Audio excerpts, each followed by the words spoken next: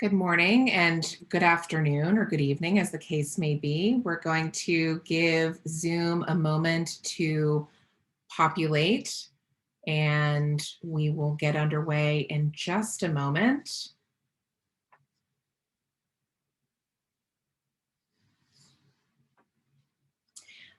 I always like to imagine that we're all strolling into the same room together with a big cup of coffee.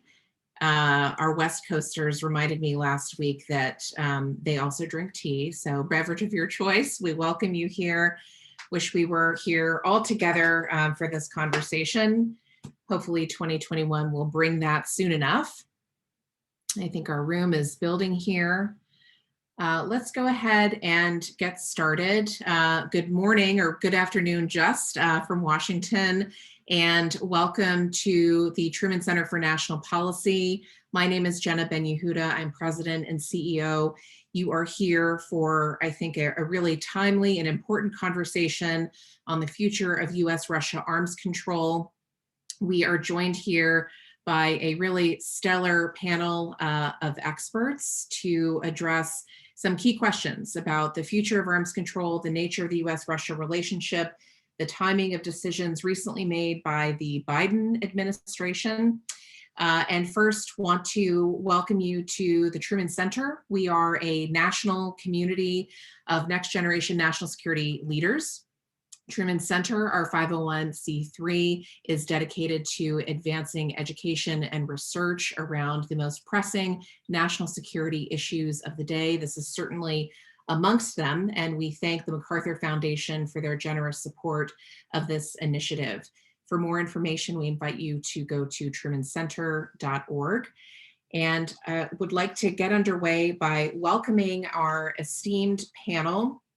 We'll begin first with our keynote from the Honorable Rose Gottemoeller. Welcome. It's wonderful to see you again. Thanks for being with us. Rose Gottemoeller is the Frank E. and Arthur W. Payne Distinguished Lecturer at Stanford University's Freeman Spogli Institute for International Studies and its Center for International Security and Cooperation.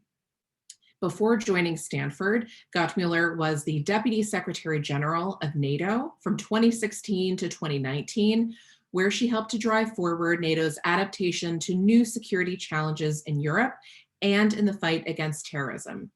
Prior to NATO, she served for nearly 5 years as the Undersecretary for Arms Control and International Security at the State Department, while advising the Secretary of State on arms control, non-proliferation, and political military affairs. While Assistant Secretary for State for Arms Control, Verification, and Compliance in 2009 and 2010, she was the chief US negotiator of the new Strategic Arms Reduction Treaty, New START, with the Russian Federation. Prior to her government service, she was a senior associate with the Carnegie Endowment for International Peace, with joint appointments to the Non-Proliferation and Russia programs. She served as the director of the Carnegie Moscow Center from 2006 to 2008 and is currently a non-resident fellow in Carnegie's Nuclear Policy Program. She is also a research fellow at the Hoover Institution. She is literally writing the book as we speak. Her new book, Negotiating the New START Treaty, is forthcoming later this spring, we understand, with Cambria Press, and we look forward to reading it. And we welcome you here today. I'm going to take a brief moment to go ahead in the interest of time and introduce our moderator, who in turn will introduce our other panelists. This is special because Naomi Egel is our inaugural Jan Nolan Nuclear Security Visiting Fellow at the Truman Center. Jan Nolan was a friend and mentor to many of us on this call, myself included, and we are really honored to recognize her memory and her numerous achievements. And Naomi in particular is really befitting of that inaugural honor. Naomi is joining us to support our engagement on nuclear policy issues.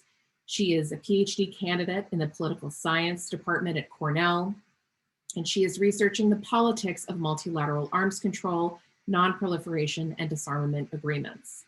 She has also served as a graduate Institute of International and Development Studies in Geneva on a Fulbright, and previously was research associate for international institutions and global governance on the Council on Foreign Relations. She's been published in Foreign Affairs, Washington Post, and the Bulletin of Atomic Scientists. She holds degrees from Berkeley and Cornell. Naomi will be your intrepid moderator, but before we get to that, and she in turn will introduce Pranay and Kingston. You also have their bios before you. Naomi will introduce them in a moment, but first, let me turn the floor over to our keynote, the Honorable Rose Gottemoeller. Thank you for being with us here today, and welcome. Thank you very, very much, Jenna, and it's really a pleasure to be here with you on such an important occasion. It's a foggy morning here in California. I do have my coffee with me. That accounts for the kind of pall cast over my living room, but in any event, I thought to begin with a few solemn words. This weekend, George Shultz left us, our highly regarded and dear colleague, Emeritus Director, of course, President Director of the Hoover Institution here, but having served our government so extensively, every president since Eisenhower, as his obituaries have been saying, and we will miss him so much here at Stanford, but I know across the world people will miss him as well, and his wise advice. I also wanted to take a moment this morning to discuss another dearly departed friend and colleague, and that's Janne Nolan. I have a very big debt to Janne. With the arrival of her new baby, Emily, back in 1992, she called me one day while I was sitting at my desk at the RAND Corporation and said that she was not going to be able to take over the directorship of the ACTA transition. Remember the Arms Control and Disarmament Agency? Well, there was a transition team in 1992, 1993, as President Clinton was arriving in the White House. So she asked if I might be interested in interviewing for it. And I said, yes, I would. I was growing restless at RAND, and I really did want to try out some of the ideas I'd been working on at RAND about the denuclearization of the former states of the former Soviet Union. So I was interviewed by Sandy Berger and Leon Firth. I got the job, and I headed up the transition of ACTA, and then joined the Clinton NSC staff to do exactly that, to work on denuclearization of Ukraine, Kazakhstan, and Belarus. But I am always grateful for the push that she gave me into government service. Jenna's already remarked how great a mentor she was to so many of us, and she was certainly a mentor to me. I would not be here today if it were not for Janne Nolan. So I am so pleased and so honored to have a chance to do this keynote lecture this morning. We had some good news last week with the extension of New START. We have, as I see it, 5 years of predictability and stability. I've stressed for nuclear modernization in my public remarks, and I realize some of you might have grimaced at that, but I thought it was a good thing to stress as a public message. But I think as important, perhaps more important, is the opportunity to go more ambitious on nuclear arms reduction and control. I'm pleased to see that President Biden himself and Secretary of State Blinken in recent days have been emphasizing the need to move quickly on further steps, despite our many serious concerns about the Putin regime and Russian behavior in other areas. So, in my view, a 5-year extension is an opportunity to go more ambitious on nuclear arms control and reduction. New START is a very traditional treaty. It has a traditional focus on delivery vehicles and launcher limits, indirectly limiting warheads. The Trump administration showed us the way to going bigger and more ambitious with their proposed freeze on all warheads and request for China to come to the table.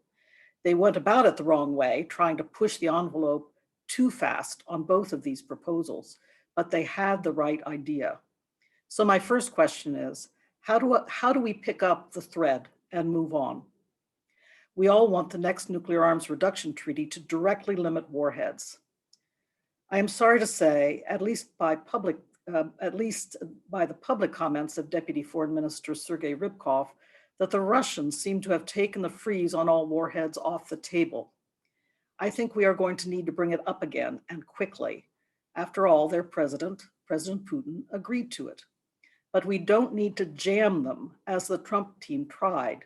We need both of us need to work steadily and responsibly toward a verifiable limit on warheads that will take into account the sensitivity we both have toward access to our super secret warhead facilities. Both of us have the concern about the sensitivity of trying to monitor and verify warhead limits. And I do stress, I agree with the Trump notion of having a limit on all warheads, not trying to distinguish between non-strategic and strategic warheads. Let's look for a limit on all warheads. So the super secret nature of the warhead facilities is a mutual problem, and we have to work it in a mutual way, slowly and deliberately, and think through carefully all the issues that ensue. On China, I would pick up the thread by looking not to strategic nuclear arms control. Their arsenal is so much smaller than that of the Russian Federation or US. Of course, they are building and modernizing, and we need to keep a sharp eye on what they are doing. But I would focus instead on seeking to constrain capabilities where they have some equality, where they would have an interest in coming to the negotiating table. Hypersonic glide vehicles, space assets, and ground-launched intermediate-range missiles are all great examples. I have been writing now for some time. I refer you back to my article in the Washington Quarterly in September, but for some time I've been writing that we can now avoid a ban on all intermediate-range missiles. We don't need to go back to the concept of the INF Treaty, that is to ban all intermediate-range ground-launched missiles, ballistic and cruise. We can figure out how to ban only the nuclear variants if we can get all to agree, or we can establish verifiable limits on nuclear and conventional missiles in these ranges. The Chinese may be interested in this, especially as they are watching the same proliferation of INF systems in Eurasia that has alarmed the Russians, leading them to violate INF with the development and deployment of the 9M729 ground-launched intermediate-range cruise missile. Chinese concerns may be exacerbated if the Russian proposal for a moratorium on deployment of such missiles in Europe takes off.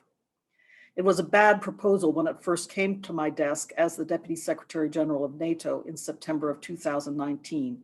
It would have constrained only the US ground-launched cruise missiles that are now under development and not the 9M729. The evolved proposal that was put on the table by President Putin himself in October of 2020 puts the 9M729 on the table and also proposes a verification regime for all of European Russia. This proposal is worth taking a look at. But it may concern the Chinese if all these 9M729 in Europe are to be redeployed or even just stored east of the Urals. Not that the Chinese or Russians would ever admit that they target each other, but they will be watching each other very, very closely. My bottom line on this matter is I'm becoming increasingly attracted to the idea of a regional approach on controlling intermediate range ground launch systems to include the moratorium in Europe and a separate tripartite deal, US, Russia, and China in Asia. Taking a regional approach allows others to join in the future. The INF problem, and that is that proliferation problem, proliferation of INF in Eurasia, is one, I believe, that we should be discussing in the P5, also including the UK and France, but in the longer term in the P5 plus format with India and Pakistan. But I would get the moratorium in Europe and the tripartite deal, Russia, China, US in Asia, done first. So back to the next strategic arms reduction treaty. Of course, it will have to take into account the new systems that the Russians have been building and beginning to deploy. Putin has already been clear, and he's been clear about this for some time, that the Sarmat heavy ICBM and the Avangard HGV system, hypersonic glide vehicle system, will go under the treaty. Indeed, the Avangard has already been exhibited in the treaty context. The Kinjal, the air-launched ballistic missile, may also fall under the New START treaty, and we should explore how that may be possible to get that system under control over the next 5 years. That leaves the sea launch systems, super fast, one of them nuclear propelled, but neither ready to enter deployment before 2026, when New START will go out of force in any event. So of course, they must be on the table for the next negotiation to constrain them under the next treaty. It goes without saying that we also need strategic stability talks to address the issues that are out there that worry both the Russians and us. The Russians say that they remain worried about our missile defenses, although sometimes I wonder because Putin is more sanguine. But if they want to talk missile defense, we too should want to talk missile defense with them. Their modernization programs have been impressive over the past 20 years, deploying new and very well-designed, capable technologies that have gone into the S-400, with the S-500 following closely on its heels. They are now the world marketing leaders in such shorter range systems, of course, and we notice and we are gravely concerned about what has happened with regard to their sales to Turkey, but India has also purchased the S-400. So they have a very capable set of technologies in the shorter ranges that could presumably address higher capability at the level of national missile defense as well. They have also been modernizing their missile defense system around Moscow. Let me emphasize that I'm not saying they've done something wrong in their modernization. We were the ones that wanted to get out of the ABM treaty, and in fact, as far as I can tell, in terms of national level systems, they have not moved to deploy anything beyond the protection of Moscow. But we should have some questions for them too about their new missile defense technology. In other words, we have been back-footed too long on this issue, with all the questions directed at us and none of the questions directed at them. These talks, I think, need to be more mutual in that regard. So we should be looking for ways to talk about this issue of where are we both going with missile defenses moving forward. This actually goes for all the issues that we should discuss in strategic stability talks: HGV technology, highly accurate long-range conventional missile systems, sometimes referred to as prompt global strike. The Russians have been developing highly capable systems too, so the discussions should be a two-way street. My final word on strategic stability talks: let's see if we can stop them from turning into stultifying and sterile exchanges of talking points.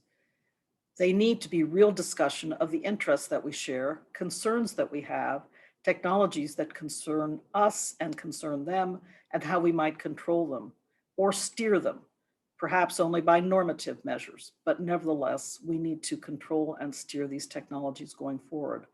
If I could think of a good name to replace strategic stability talks, I would, but I wouldn't choose strategic security talks. The real point is that we need vital and very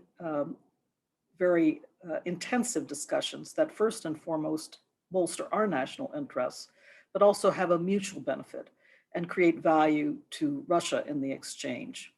So I think there's a lot out there. I'm actually very excited, as I said, by the clear expression of readiness and willingness to move rapidly forward by the new Biden administration. So I think there's some real opportunities out there. I haven't talked really at all today about what we will need to do to bring the NATO allies along, but I also think that that is an important area that we should begin early to have some really intensive discussions about what monitoring and verification of warheads will mean to them and for facilities in NATO Europe where warheads are deployed. So we need to engage the allies. We need to also engage our allies in Asia if we are to engage in negotiations on a regional INF or intermediate range ground launch system agreement with China. Our allies in Asia, particularly those proximate, are okay, and Japan will have to be engaged early and in a very serious and substantive way. So there's a lot out there, a lot of great interest. I haven't even mentioned some of our other concerns, including the DPRK and Iran. But I think to begin with, you'll note my longstanding emphasis on the bilateral relationship with the Russian Federation, earlier the USSR, how we have built up over the past 50 plus years a very, I would say, rich relationship where we have been able to work on nuclear limitations, first of all, in the 1970s, and later on nuclear control and reductions in the 80s and 90s and into this century. So I really feel that as a priority, we need to pick up on that thread and ensure that we have a vital discussion going forward that will lead us to new strategic arms reduction negotiations in the not too distant future. So very much look forward to our discussion. Janne, back over to you, or perhaps I'm going to Naomi's care for a few questions from the audience. But thank you very, very much once again for this opportunity. Thank you so much. And we're really delighted to have you join us, and look forward to seeing you hopefully soon in person. Thank you for those words. Naomi, let me turn the program over to you. I think we have a bit of time for some Q&A directly, but I will turn the program to your capable hands. Thank you. Great, thanks, Jenna. And thank you so much, Rose, for those great remarks. As Jenna said, I'd like to take a few minutes to open the floor for questions for our distinguished keynote speaker. Please submit your questions using the Q&A function, and then in a few minutes, we'll turn to our panel. But I'd like to start with a question that we've already received from Hiroki Nakanishi about how the United States and NATO, but also Russia, can incentivize and socialize China to participate in further arms control, and really more about perhaps a culture of arms control and a commitment to arms control as a principle. How can the United States and other involved countries socialize and incentivize China to participate? Well, that is a really good question. You know, we have made a start on this. It's been a slow, and at times, I used the word stultifying a moment ago, at times it has been stultifying, the so-called P5 process. But what has interested me since it first got started in 2011 is how seriously the Chinese have engaged in the P5 process. They have been really interested. They've been bringing serious people to the discussions. They've been bringing technical people. They've been bringing military officers to, yes, sit on the back benches and listen and take notes. But it's been, I think, in other words, the process has already begun. And that's the point I want to make. The P5 process itself came in while I was undersecretary for huge criticism for being, dull, boring. It's not doing anything to advance disarmament. And I argued all along that it was a process of socialization that would take some time. And I think it has borne fruit now in the 10 years. So I think we can pick up the thread. It's interesting to me, I was looking in from the outside while I was still at NATO, but the Chinese were chairing the P5 in one of the latter years and actually did some steps to establish the discussion of strategic stability topics among the P5. I tried to do this when I was undersecretary way back in 14, 15, and there was a big, niet from the Russians, no way from the Chinese. The UK and France were kind of uncomfortable with the idea. We did get some discussions started, but in a rather tentative way. So I was quite impressed when I saw that the Chinese had actually stepped forward under their chairmanship and said we need to continue strategic stability discussions in this P5 format. So I really think this is a good platform. It is one that should be developed over time. And let us not forget track 2 and track 1.5. So many of us participate in such discussions with the Chinese, the Russians, the Indians, Pakistanis. These are very valuable, I think, also in beginning to talk through ideas, to discuss the value of such cooperative measures to enhance security, limit and control weapons of mass destruction. And the third thing I'll say about this is let us not forget that China is a participant in a number of international regimes, the Non-Proliferation Treaty first and foremost, but also the CTBT, where they have been true stalwarts of the CTBTO, the implementing body of the CTBT organization in Vienna that has already been doing a lot of work to improve and enhance the monitoring of explosive nuclear testing around the world. So China is kind of embedded in parts of the system, so to say, and it's important to build on that and to further develop their interest. I really must insist that nobody comes to the negotiating table unless they see their interests served. So it's up to all of us to make the case to China, but also to other states that possess nuclear weapons, that it's in their interest to look for ways to control and limit these systems rather than just continue to build them. Great, thanks. And that's a great point that China is not new to addressing nuclear issues.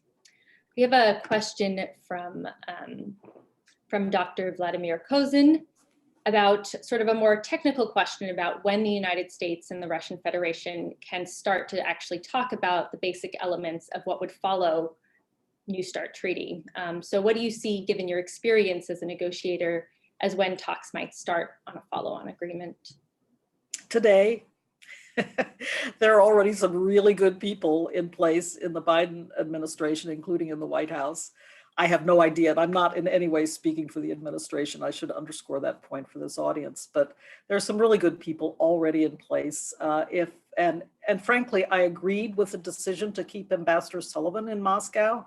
He's an experienced hand and very committed to this agenda. So, you know, if they wanted to begin some exploratory talks now, I think the administration could do so, but I'm not speaking for the administration. Clearly, they have to do some preparations themselves. Lots of good ideas out there, but they will want to have a serious process of coming to agreement in an organized interagency way about what kinds of proposals they'd like to discuss with the Russian Federation. And to my mind, that's really a good thing. One of the problems over the last 4 years was that the interagency process in Washington went completely cattywampus. That's a technical term if you don't know it, but it just was turned upside down and torn apart. And so for the Biden team to come in and say they are intent on an organized interagency process, I think is a good thing. And I think speaks to more predictability too for our interlocutors, including not only the Russians, but the NATO allies, eventually the Chinese, et cetera. So I do think that that's a good thing. But in terms of having the capability and the experts available and the knowledge in-house, the Biden team is ready. It's just, you know, coming to agreement as an interagency and making sure everybody's on board. Great, thank you.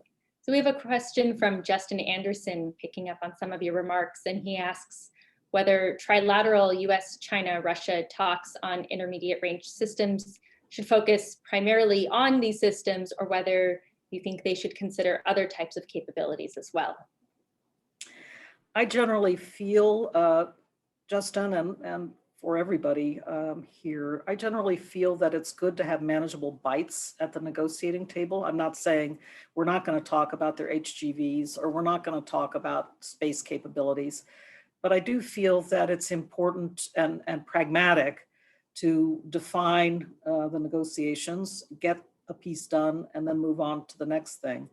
And it's not that you can't be doing some things in parallel. You know, certainly I would be working these issues in parallel, perhaps in a different venue. Like, again, I'm using the word strategic stability talks with China, but perhaps to begin to develop again that mutual interest in another venue. But in terms of trying to get controls and limits on intermediate range ground launched missile systems, the disappearance of the INF treaty 2 years ago, I think, has wakened everybody up to the threat that unconstrained proliferation of these missiles will have to national command authorities to command and control of nuclear weapon systems. It's important to get our arms around this problem sooner rather than later. So again, I would bite off manageable chunks and negotiate them one by one, but not kind of setting issues aside, but just talking about them in a separate venue.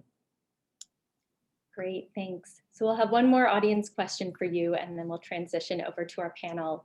So Bill Moon asks if you can expand your thoughts on talks in the P5 and whether the P5 discussions have been productive in going beyond the work on definition and concepts, and whether they've actually been discussing arms control issues, and whether Russia and China have been active in discussing arms control issues in the P5 context.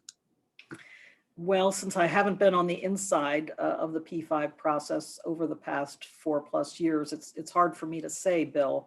I did note the degree to which the Chinese ensured that the strategic stability topic was on the table in the latest rounds of the P5 process. I also note that the P5 was working on a joint statement in advance of the Non-Proliferation Treaty Review Conference before the pandemic shut everything down. I hope actually that the P5 can get back to discussing a joint statement in advance of the RevCon, now rescheduled for August of this year.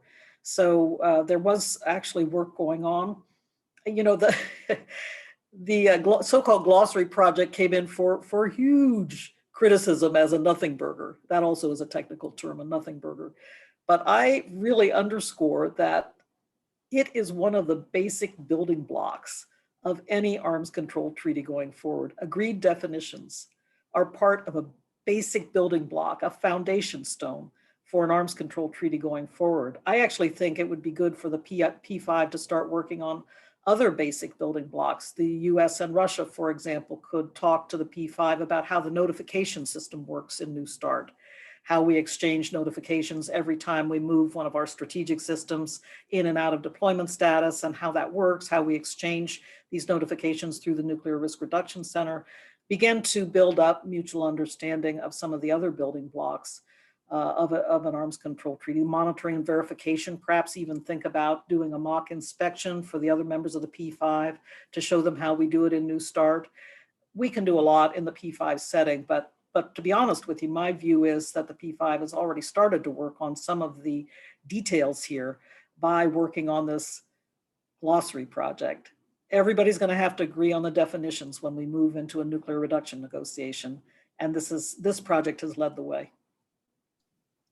Great, thank you so much. And thank you for taking the time to share your thoughts and expertise with us. We could, of course, continue this discussion for at least another hour, but I do want to make sure we have some time to get to our panel. So for all of those of you watching the webinar, please join me in thanking Rose Gottemoeller for her keynote address today. Thank you, Naomi, and I really appreciate the chance. I'm taking myself off video now, but I am going to stay and listen to the discussion. Thanks. Thank you. I'd like to now turn to our distinguished panelists, Pranay Vaddi and Kingston Reif, who will now be joining me on video. Pranay Vaddi is a fellow in the Nuclear Policy Program at the Carnegie Endowment for International Peace.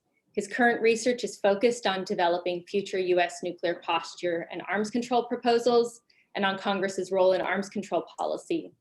A lawyer by training, he brings years of practical experience from his time at the State Department, in the Bureau of Arms Control Verification and Compliance Office of Strategic Stability and Deterrence Affairs. That's quite a mouthful.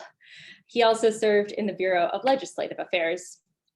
And at the Department of State, he served in the Interagency New START Bilateral Consultative Commission Backstopping Policy Committee, and as an advisor to the New START Treaty Delegation, and he's worked on a whole range of US-Russia arms control and deterrence issues in that office. Kingston Reif is the Director for Disarmament and Threat Reduction at the Arms Control Association, where his work focuses on nuclear disarmament, deterrence, and arms control, preventing nuclear terrorism, missile defense, and the defense budget. So just one or two issues there. But he is also an expert on the legislative process and closely monitors congressional action on these issues. Prior to joining the Arms Control Association, he was the Director of Nuclear Non-Proliferation at the Center for Arms Control and Non-Proliferation and the Council for a Livable World. And he originally came to the center in 2008 as a Herbert Scoville Jr. Peace Fellow. And most importantly for us, he is a 2014 Truman National Security Project Fellow. So I'd also like to add that both of our speakers have written extensively on this topic and have some great reports on their organizations' respective websites that I encourage you to look at. I'm going to start us off by asking each of them a few questions about the future of US-Russia arms control. And in the meantime, please use the Q&A function to submit your questions for them, and we'll get to those shortly. So Pranay, I'd like to start by asking you, one of the things that we hear a lot is concern over Russia's new nuclear weapon systems. And I'd like to ask you to spell out specifically what the concerns are over these new systems. And as Rose mentioned, we know that the Avangard hypersonic glide vehicle and the Sarmat heavy ICBM are covered under New START. So setting those aside, What's the potential to limit or prohibit other new systems under a bilateral arms control agreement? And then more broadly, in your view, what's the greater priority for US-Russia arms control if you had to pick? Deeper reductions in warheads or addressing new types of delivery vehicles?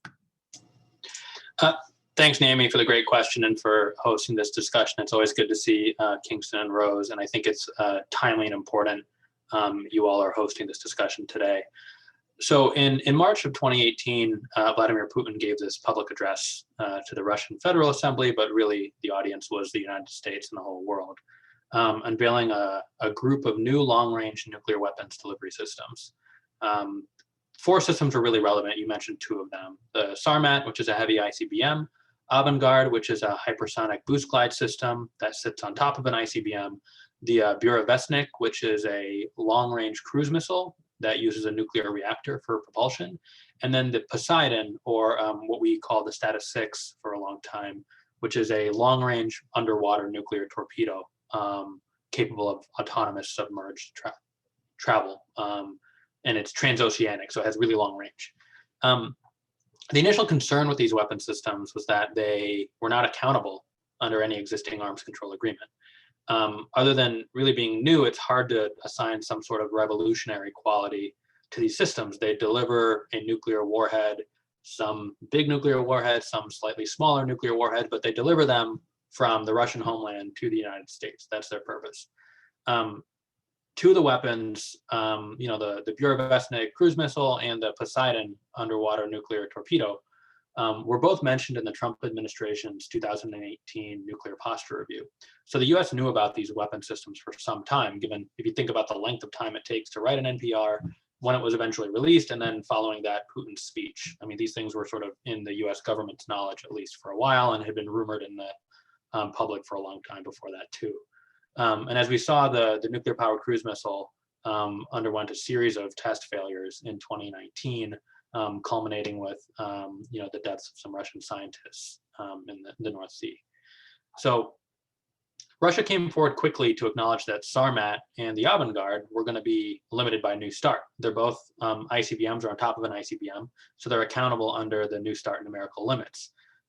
So to the extent that Russia deploys ICBMs, SLBMs, and bombers close to New START's limit of 700 delivery systems, they'd actually have to make some room to fit in a large number of these new systems. So it's important to keep that in mind, that New START is still limiting the production and deployment of these 2 systems. The unaccountable systems should certainly be at a table in a future negotiation.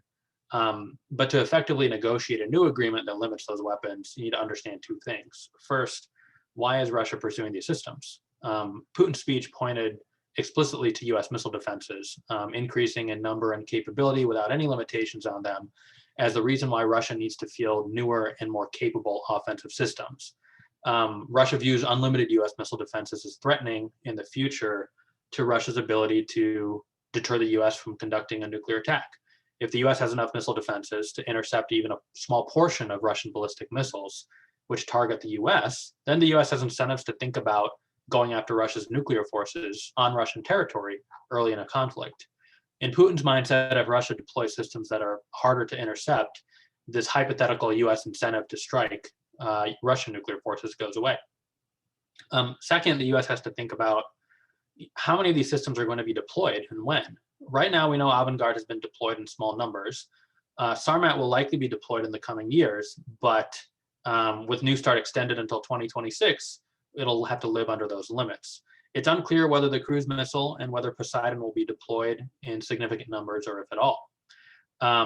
But Russia's apparent commitment to deploying those systems needs to be factored into a new negotiation. And to answer your last question, there's no reason to I'll do that thing where I don't answer the question directly, but there's no reason the negotiation can't include deeper reductions and a broadening of the types of nuclear weapon systems that are covered in a future treaty or a future agreement. I think US policymakers need to be aware of Russia's connection of this new set of exotic long-range systems to US missile defenses. I mean, that's going to be the dynamic in a negotiation moving forward. And then add in US desires to control Russia's non-strategic nuclear weapons stockpile, and the fact that the INF treaty is no longer there, which limited the delivery systems for that large non-strategic nuclear weapon stockpile.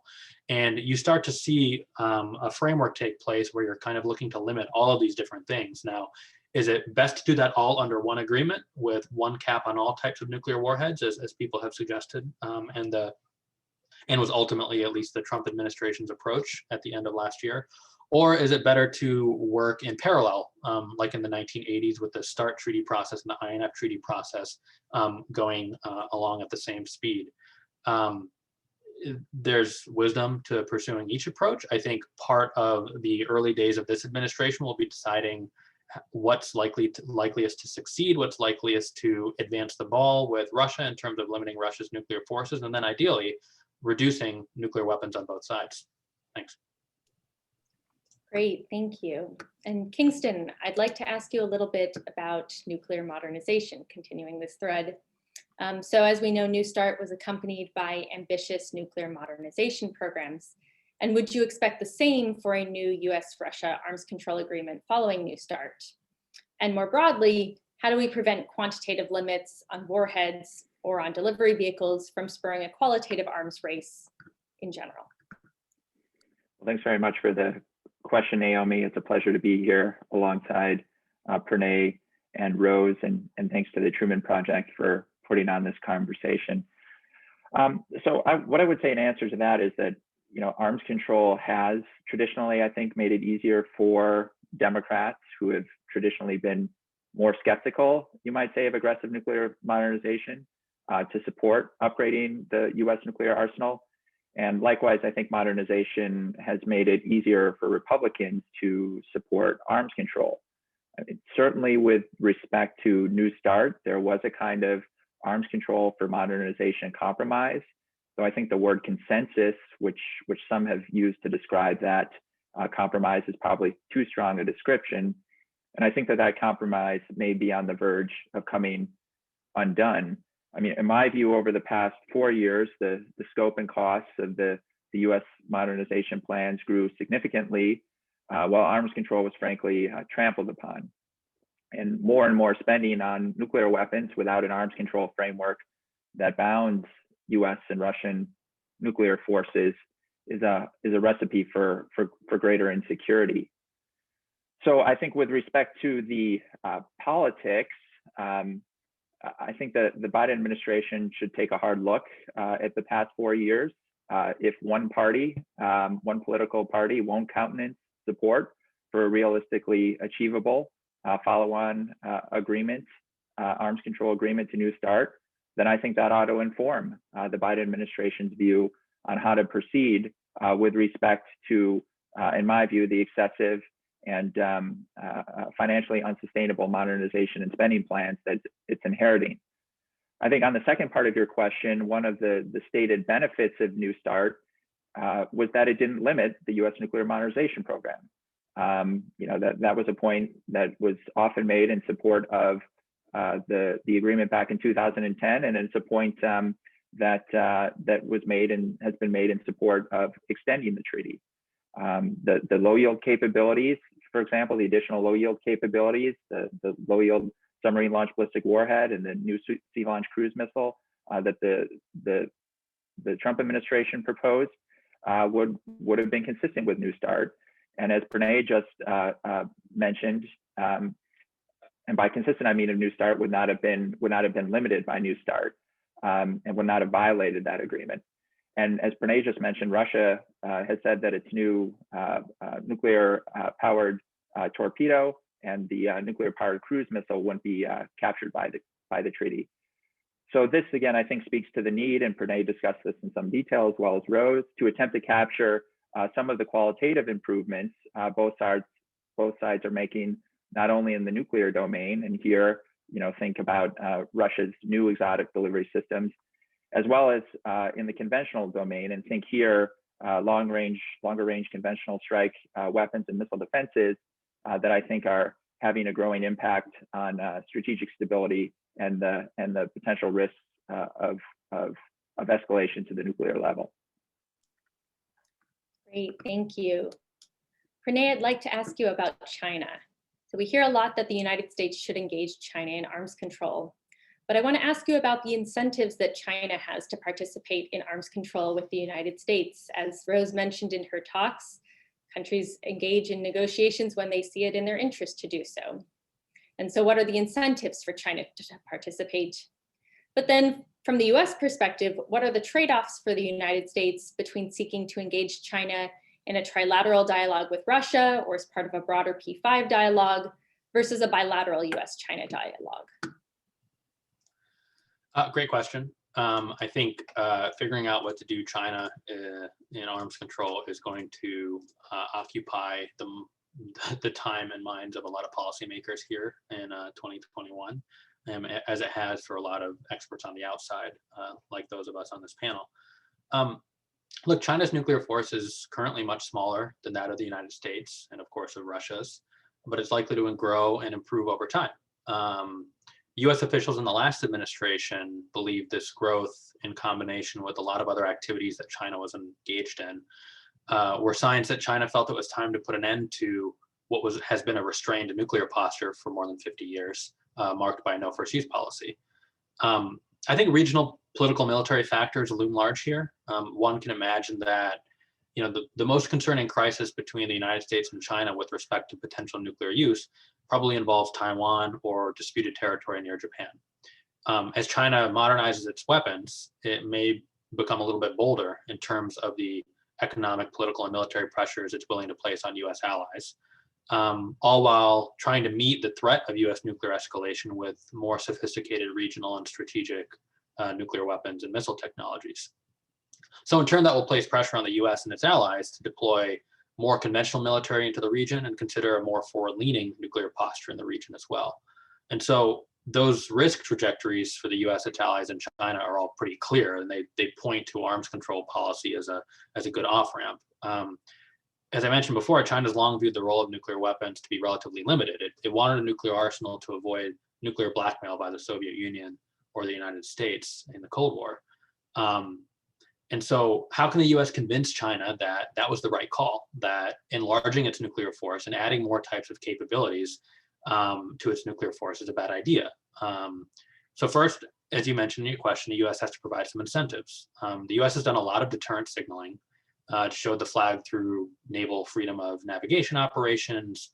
It's done bomber assurance missions, flying nuclear capable bombers over the Korean Peninsula, for example, or over contested waters, and then additional military deployments with allies to demonstrate strength.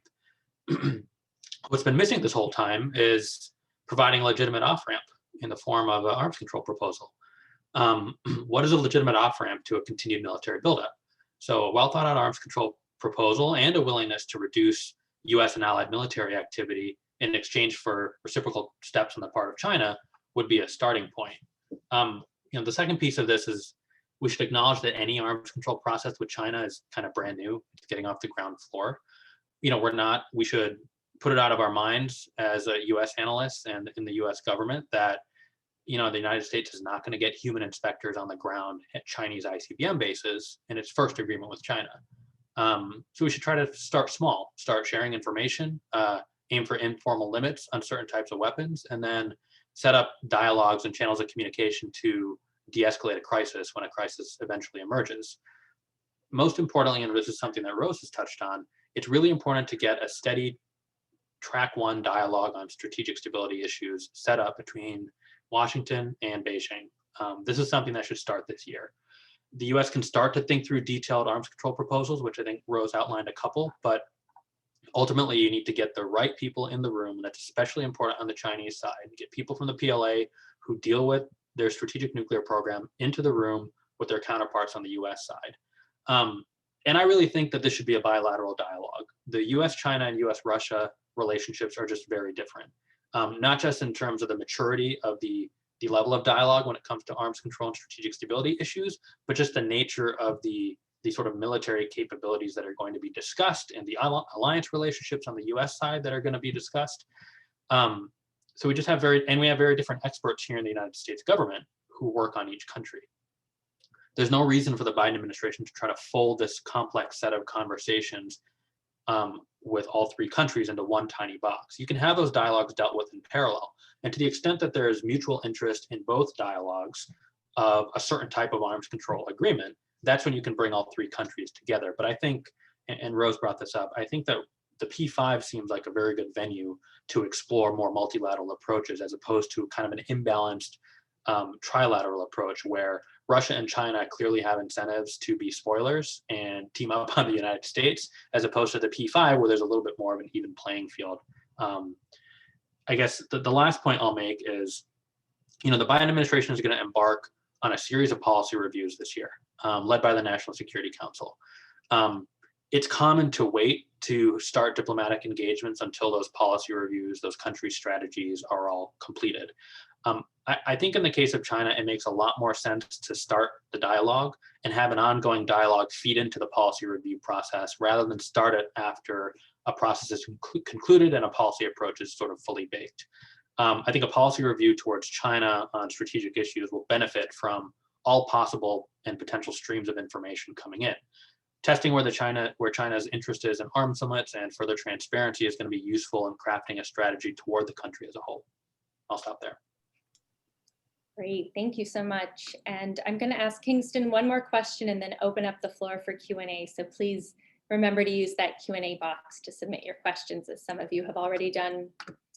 So Kingston, one of the themes that's come out of our discussion and Rose's remarks as well is that the future of US-Russia arms control isn't strictly bilateral. And in fact, there's a lot of different approaches and configurations of countries that seem to have potential for addressing some nuclear strategic stability issues. So I'd like to ask you a little bit about the relationship between bilateral US-Russia arms control and multilateral agreements, either in the veins that have been proposed here, but also existing ones like the NPT or export control regimes that aren't necessarily aimed strictly at arms control, but have implications. And sort of more generally, what ripple effects would a follow-on US-Russia arms control agreement have multilaterally, and could it improve multilateral conditions beyond the US-Russia relationship? Sure, another excellent question. So I think, arms control progress has certainly helped to build international support for stopping the spread of nuclear weapons under the 1968 Nuclear Non-Proliferation Treaty, or NPT. The United States and Russia, I think as most know, as well as China and France and United Kingdom, agreed to pursue arms control and disarmament, and all other signatories pledged to forego nuclear weapons. That was among the core stipulations of that agreement. And this basic bargain has been reinforced repeatedly over time, such as when the treaty was extended indefinitely in 1995. And I think without a US and Russian arms control process, it is unlikely that an indefinite extension of the NPT would have occurred. And without a continued arms control process, as well as an arms reduction process, I think the existing strains on the global non-proliferation regime are likely to get even heavier.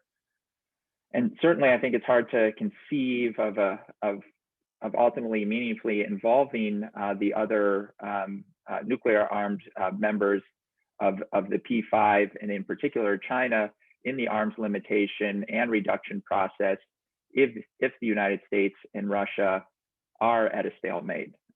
Both Rose and Pranay mentioned the existing P5 process. What additional steps could be taken in that as part of that forum to advance the arms control process, to try and get China off the arms control sidelines, to bring in the United Kingdom and France. Certainly, I think dialogue in that forum can occur alongside and in parallel with the bilateral U.S.-Russia track. But again, if there's no movement forward on the bilateral U.S.-Russia track, it's just difficult to the limits of the possible, particularly with respect to the more far-reaching goals we might have with respect to China on transparency, on limitations on their forces, is hard to see. Great, thank you. So I'm going to turn to Q&A now. We have a couple questions so far.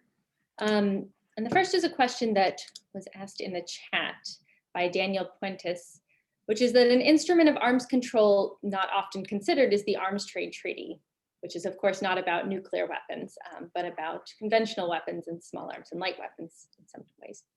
And so he asks, do you believe that the Arms Trade Treaty and China's growing presence in it will change how negotiations will proceed with the United States, which is not a party of the Arms Trade Treaty, and how China is joining the Arms Trade Treaty while the United States is maintained outside changes the power balance? And I think that this speaks perhaps to a broader question about the steps back that the United States has taken from multilateralism and the steps forward in many ways that China has taken, and how that affects prospects for US-China arms control discussions. So I'll open that to either of you, whoever would like to take that question. I'm happy to start, though Kingston will certainly should offer his perspective. And I know that there's been a lot of great writing on ATT over at ACA's website, and it's good of them to feature a lot of that writing so this thing doesn't kind of disappear. Look, I mean, first, the United States should be a party to the Arms Trade Treaty. The United States spent a lot of time and effort, as you mentioned, back in the days when we were at the seat of these multilateral discussions, as opposed to taking ourselves out of them, as we have in the past 4 years. The United States helped negotiate a treaty that required none, right? No domestic law changes in the United States. We structured a treaty to bring the standards of export controls when it comes to weapons in other countries up to the US standard. And so to not be a part of this treaty is somewhat silly. Like, this is exactly, even for people who don't like arms control policy, this is exactly the type of agreement they would want to negotiate, one that favors the US, that doesn't require the US to have any sort of changes that would affect its current security assistance or arms export efforts, and brings other countries up where the US is in terms of export control standards, which will make the US safer, right? Because arms exports getting into the hands of US adversaries is much less likely. Now, China has greatly increased over the past 8 years or so its arms exports. It having a seat at the table at the ATT when the US is not there is not a good thing, especially if it ends up weakening the ATT in any way over time. Though I'll admit, I'm not as much of an expert on the ATT as I wish I was. A lot of my experience comes from when I was in legislative affairs, trying to take people like Rose or Tom Countryman or other former officials to Congress to talk to Democratic and Republican members to convince them that ATT was a good thing for the US. My hope is the Biden administration takes a look at the Arms Trade Treaty, and kind of another sort of like arms control adjacent issue would be the Treaty on the Law of the Sea as another area which to me is very relevant to managing our relationship and risks with China. And there are two areas where the US needs to come back into the multilateral fray and try to demonstrate some leadership. Yeah, I don't have very much to add to Pranay's excellent comments.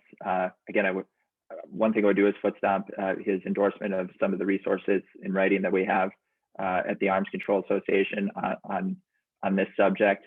But what I would say is with respect to the Trump administration's move to actually, unsign the Arms Trade Treaty, we'll see if the Biden administration attempts to reverse that.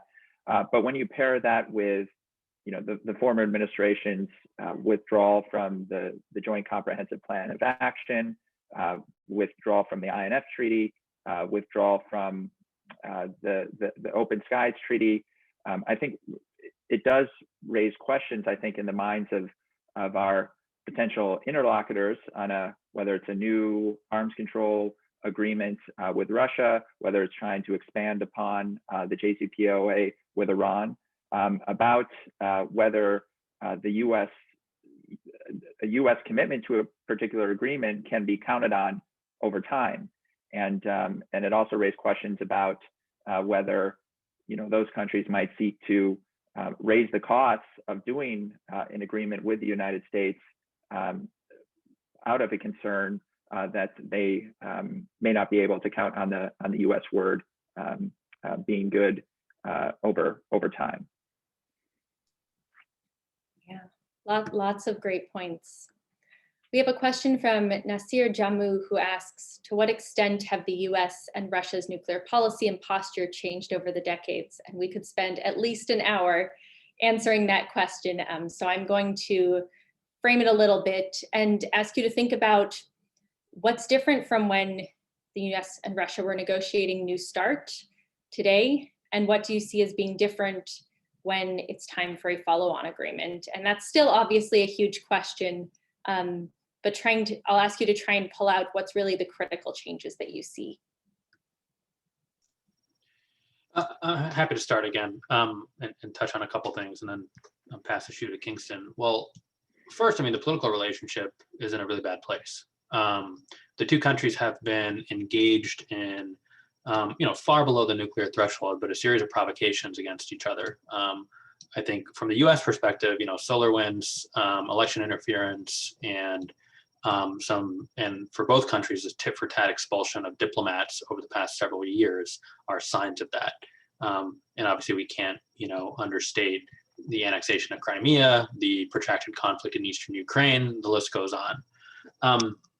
So in terms of, a future agreement to negotiate arms limits, which again end up becoming national priorities and sucking in the time of the heads of state, I'm sure, Rose can obviously speak to this and does speak to this in her new book, or will speak to this in her new book in greater detail. But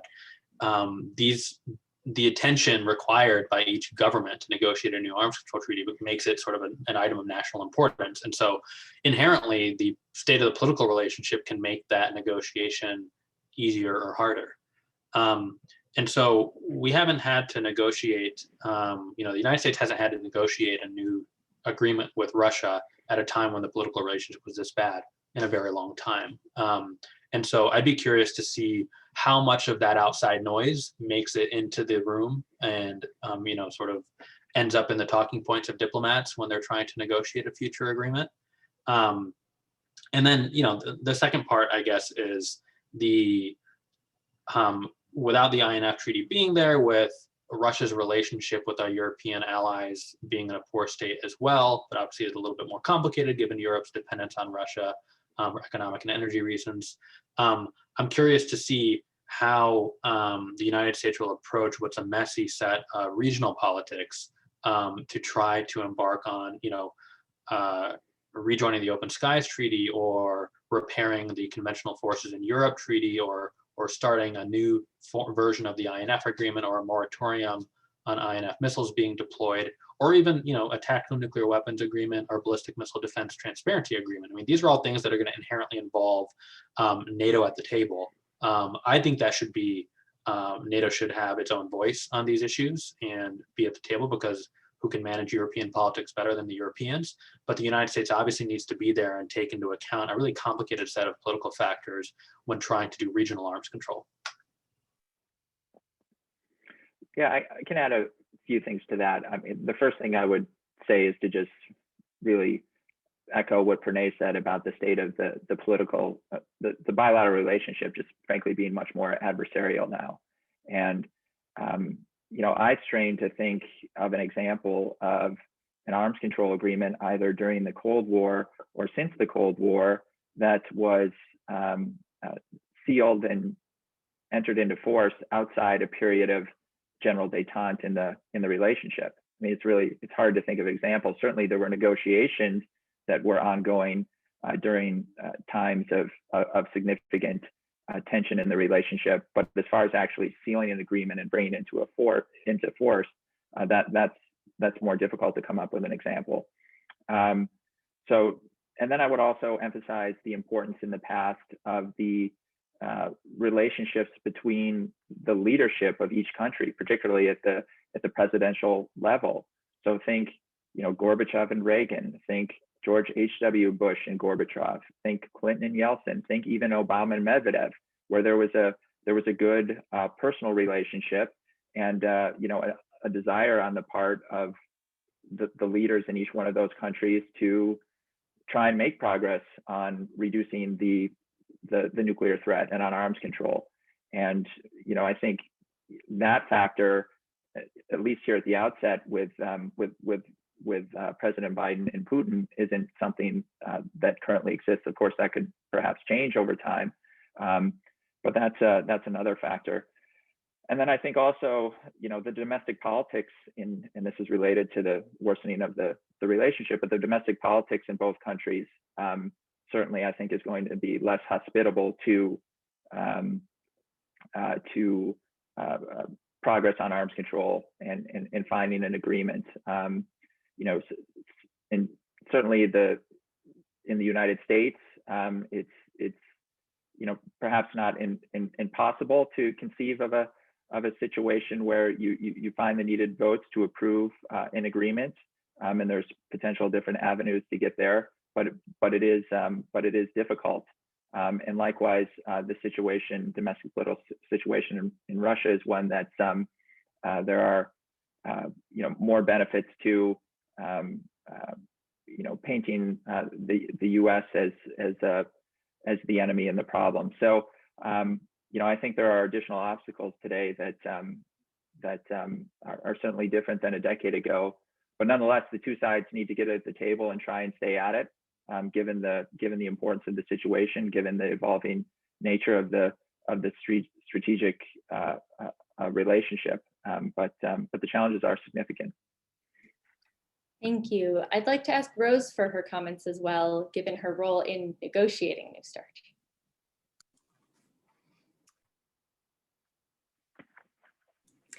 Yes, we did have the advantage of the reset, quote unquote, when we were negotiating New START, and that was, a factor. Clearly, Medvedev at the time was president, and he and Obama agreed quite early in London to launch the negotiations and to go forward. But I would argue that for the vast majority of years, we conducted strategic arms limitation and reduction talks. In fact, we were in the height of the Cold War, and it was not such a rosy relationship. In fact, my last stint before I came to the New START negotiations was working in 1990 and 1991 on the negotiation of the START treaty. And there was a lot of uncertainty then. We didn't quite realize at the moment that the Soviet Union was beginning to split. But none of these were rosy periods exactly, I would say, in our bilateral relationship. I think more important, and I'm going to come back to Secretary of State George Shultz and what he has written at the time of his birthday in December. I've just posted it in the chat. He talks about the role of trust and mutual empathy at the negotiating table. And it is very important. And he says point blank, you can be in the midst of a terrible relationship. And he talked about the relationship between Blacks and whites in the South at the time of school desegregation in the South, and how you had to work long and hard to bring the leaders of the two communities together. And they didn't like each other to begin with, and there were terrible relations, and there were riots going on all over the country. But he managed through slow and careful work with his colleagues under President Nixon to develop that kind of mutual trust and empathy to get the job done. So that's all I'm saying. It's possible to do an arms control negotiation and get it done, even if all of these other issues are really very, very divisive between Moscow and Washington. And so I would take a look at what George Shultz has to say, as I've just posted in the chat.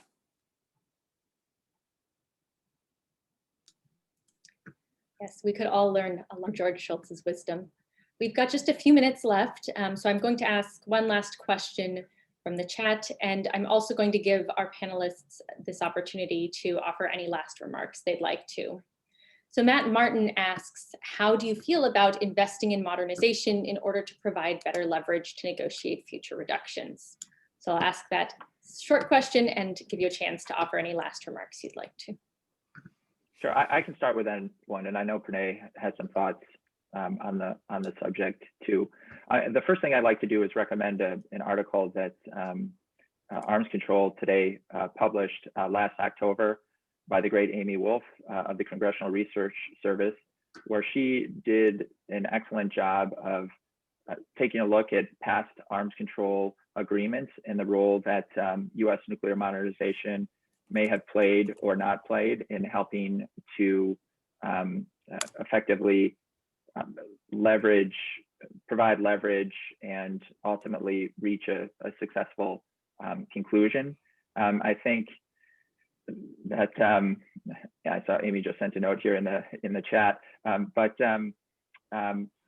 I think she does a good job of, you know, raising questions about the oft-heard narrative that modernization was both a necessary and sufficient condition for U.S. modernization for reaching arms control agreements during the Cold War. And in particular, she takes a very close look at the example of the INF Treaty and whether the U.S. deployment of nuclear-armed INF range systems in Europe was the main factor that brought the Soviet Union to the table and got the INF Treaty over the finish line. I think she very helpfully points to some other factors that played a very important, if not more important, role in getting that agreement and ultimately getting that agreement.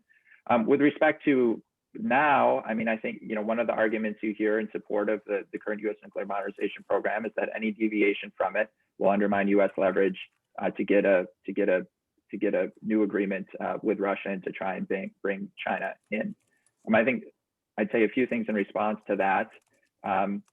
One is that you know, the U.S. nuclear modernization program, while it is moving along, we're not going to see any new systems from that program, at least in terms of actual delivery systems, until the late 2020s. So if we have to wait until those systems are actually fielded, we're going to be waiting a long time to attempt to actually cash that bargaining chip in. And then the second point I would make is that I think in any negotiation, I think we've mentioned several factors that are important to the Russians in particular with respect to a follow-on agreement that fall outside or that are not nuclear specific. So advanced conventional strike, missile defense, for example. And so I think the success or failure of follow-on talks is going to depend as much on how those concerns are addressed as it is, you know, the actual balance of nuclear forces. You know, that is not to say that the United States shouldn't pursue a modernization of its arsenal. It should and needs to, but at the same time, I think the question is whether the current program is necessary and sustainable as currently configured. Thank you. Pranay? Yeah, I mean, so obviously I agree with Kingston. I think, you know, it's important to note that the U.S. is modernizing. We are spending money. We have been for a while. The Russians know that, and we're very open about the fact that we're modernizing. And the U.S. strategic triad was old when New START was negotiated 10 years ago, slightly less old, but still old. And so the idea that we will get new and shiny systems to replace all of these, and then all of a sudden the Russians will feel some order of magnitude more threatened and then be willing to come to the table is sort of a silly one. And I think I can't do it the justice that Amy did. And so everyone should read, you know, Amy's article that she wrote for ACA. I think one of the important things to note here is the Russians expect that we're going to modernize. They know that our modernization in no way is going to achieve some sort of qualitative change in the strategic balance right now.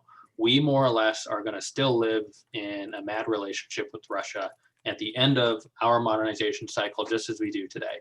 And so it's more a question of, does each country want to continue to pile resources into their respective modernization programs long term, or do they want to continue to reduce the nuclear threat and find better ways to spend what are limited defense resources? I think the Russians have been interested in negotiating with us. It's just that the things they want to negotiate with us tend to be things the U.S. doesn't want to accept in terms of potential concessions. And the U.S. is not being too creative about trying to find a way to accept those concessions or a lighter version of those concessions. Now, with China entering the fray as a strategic competitor to the United States, I think the U.S. has to think a lot more carefully about where it's going to put defense resources in the 10, 20-year, 30-year timeframes.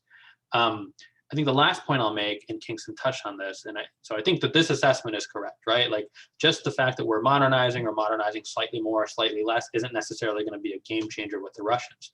Where it is going to be significant, and this is something Kingston touched on earlier, is in the administration's relationship with Congress, including members of Congress who may view the trade-off between supporting modernization and supporting arms control as sort of the place where a compromise can be made. And so I think what would be an interesting idea would be for the administration to start that conversation very early, regardless of whether it's going to pursue a new treaty in the next 3 or 4 years. There should be an understanding of what it's going to take to bring over the right number of arms control opponents, especially among the Republican Party, to support a treaty when the administration is doing a relook at where it may invest fully in modernization and where it may dial some investments back. My guess is it's probably too soon to start that conversation, but that conversation should start very soon, because then the administration can come together with, what's in the realm of the possible when it comes to an arms control policy moving forward. And of course, Kingston may have a reaction to that. I don't want to take up too much time. Great, thank you. We are just about out of time, so I will let Kingston follow up another time. But I do want to ask if Rose has any last comments or last words for us. No, I don't. I just wanted to say that this has been a super discussion. There are so many questions in the chat that we haven't even been able to get to. I saw an excellent one from Bob Einhorn, for example. So you just have to convene another meeting before too long, Naomi. Thank you very, very much. Thank you. And that sounds like a great plan to us. And yes, I'm sorry to those who have asked great questions that we just didn't get time to get to. But I'd like to thank Rose Gottemoeller for a wonderful keynote, and I'd like to thank our panelists, Kingston Reif and Pranay Vaddi, for all sharing their insights with us today. Thanks to all of you, the over 100 people who joined us today. For those who had to leave early or didn't get a chance to make it to all of it, the event will be posted to the Truman Center's website. So thanks again, everyone. Take care and goodbye.